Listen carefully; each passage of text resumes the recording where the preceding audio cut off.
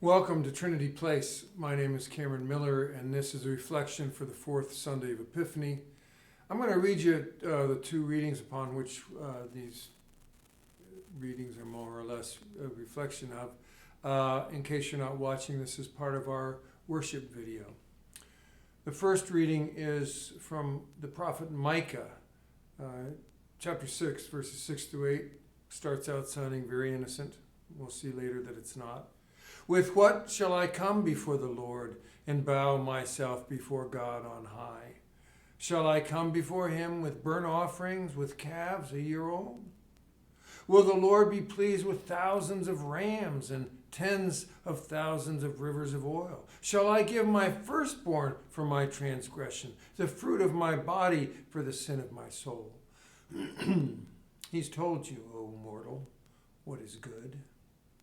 And what does the Lord require of you but to do justice and to love kindness and to walk humbly with your God? That's first reading. The second one is a poem called My Mother's God by Jeff Page. And it goes like this. My mother's God has written the best of the Protestant proverbs. You make the bed, you lie in it. God helps him who helps himself. He tends to shy away from churches, is more to be found in phone calls to daughters or rain clouds over rusty grass. The Catholics have got him entirely wrong. Too much waving the arms about, the incense and caftan, the rainbow light. He's leaner than that, lean as a pair of grocer's scales.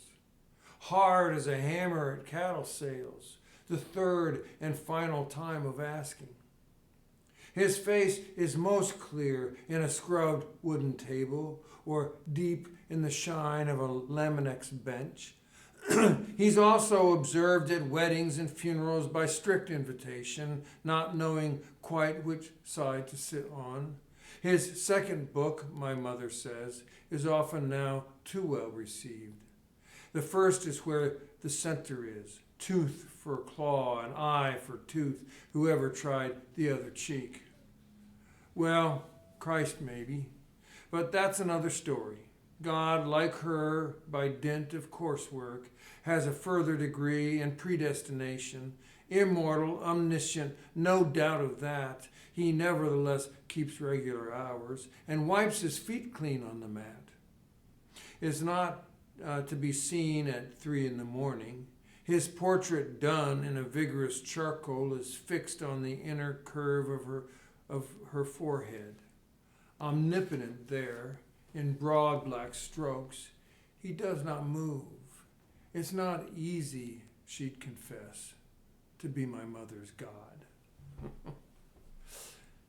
And then the other reading is Matthew 5, 1 through 12, the so-called Sermon on the Mount. I'm not going to talk about that specifically too much, but it is auspicious that today, which is here at Trinity Place, our annual meeting, we've been given to us this Micah and the Matthew and poem.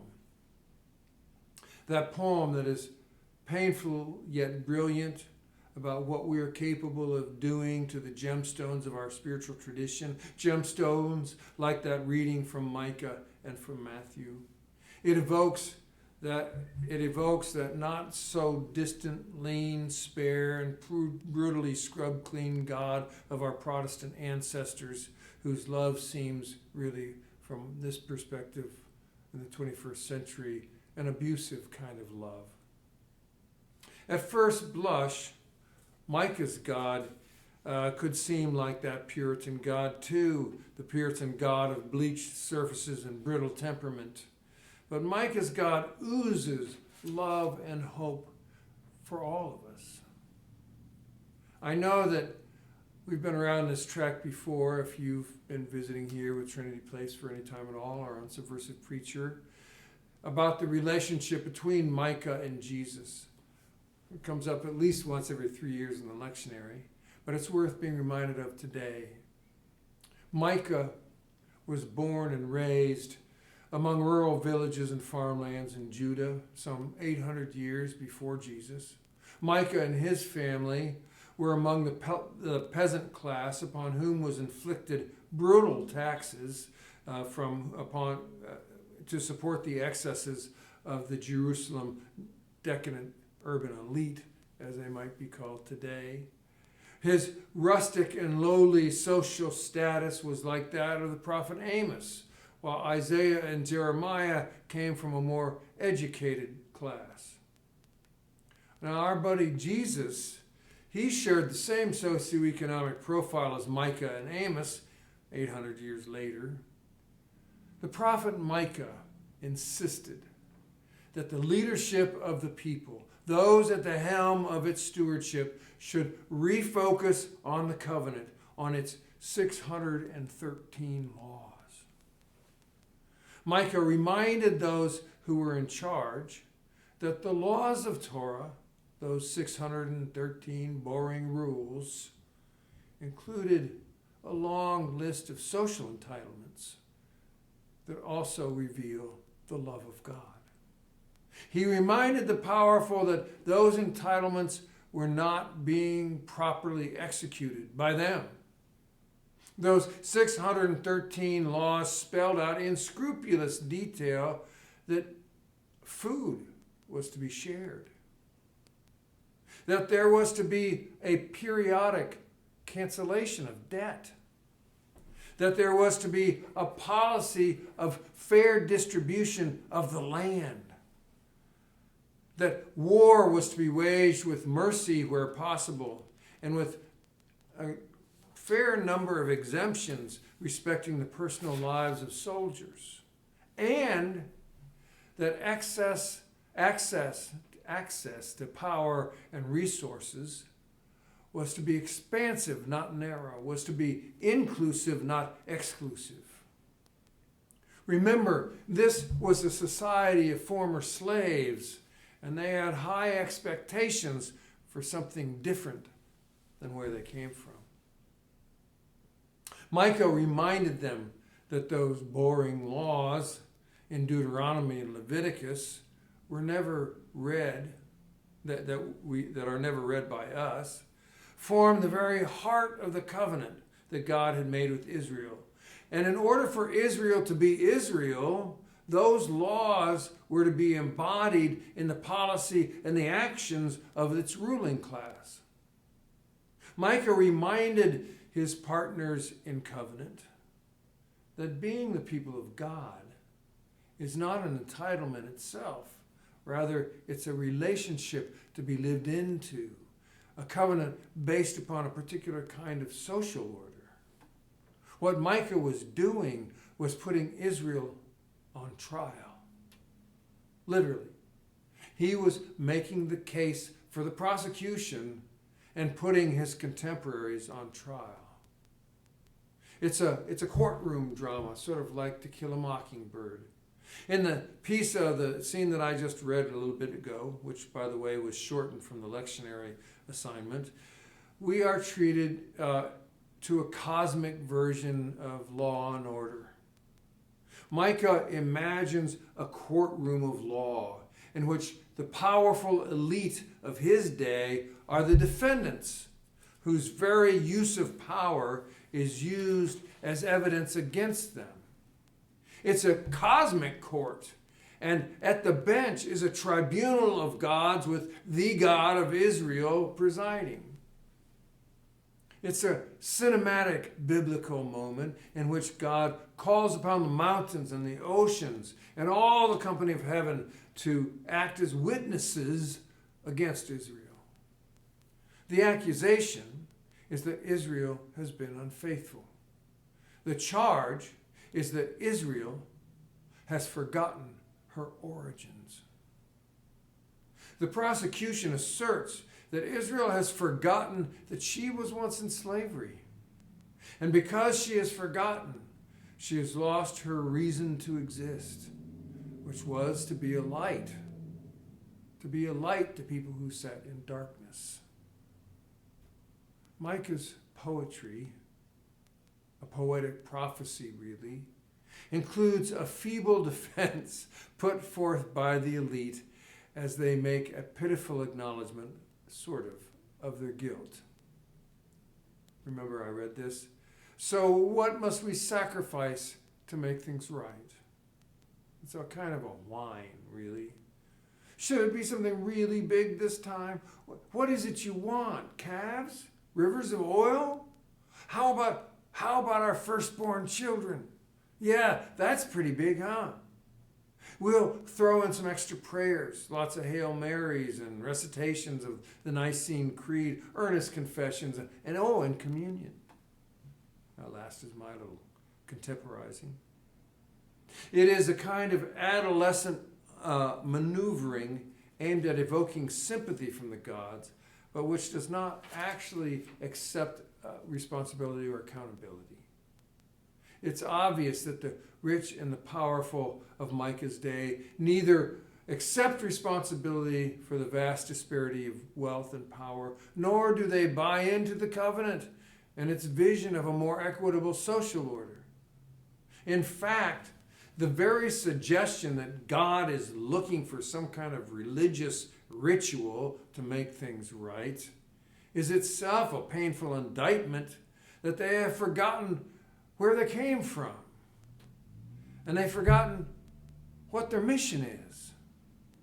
And what Micah keeps saying in as many ways as he possibly can is that we are to remember where we came from and what our mission is.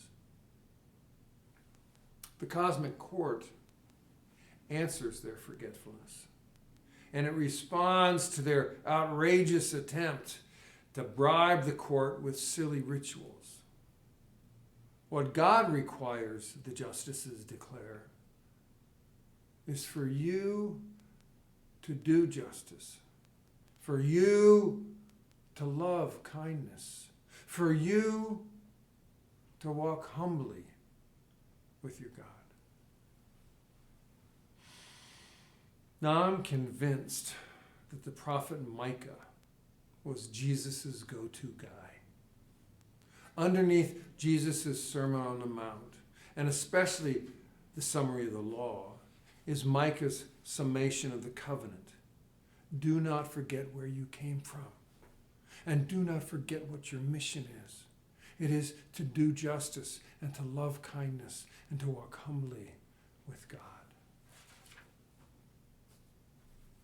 I dare say that is as clear and cogent a summation of the covenant for us as it was for either Micah's or Jesus' day. Do not forget where we came from. Do not forget what our mission is. It is to do justice. It is to love kindness. It is to walk humbly with God. Now, in the past, I've broken that down and gone into quite a bit of detail about each of those injunctions and their biblical roots. But I don't think that's necessary today. I think that you can apply these criteria as directly to our social policies and economic lifestyles as I can. We don't need biblical definitions to tell us what they mean. We need courage. We need courage to judge a whole bunch of things that seem far beyond our control. We need courage to apply the covenant as a filter through Micah or Jesus.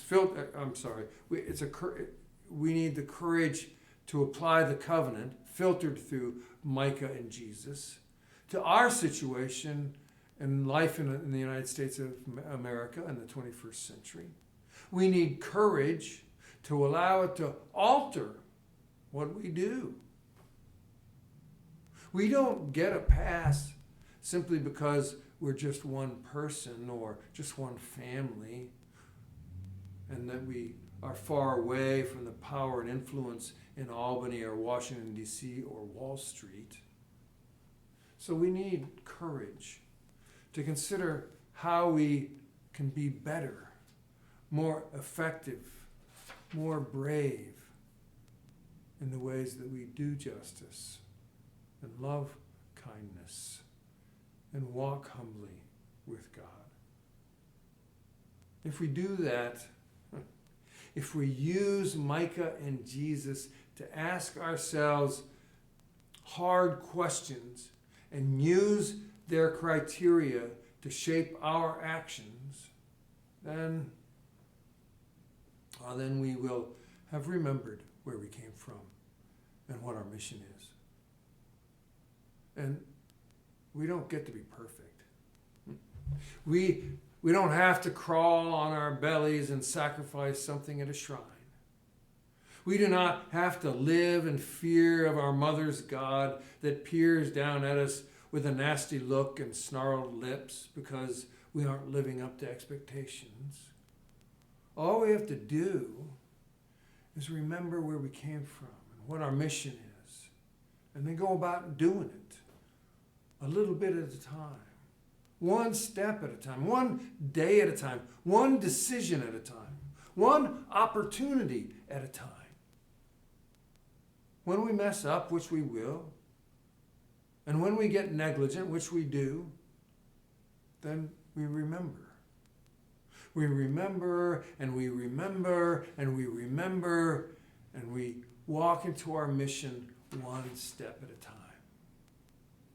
And that, my friends, is how I would sum up what church is.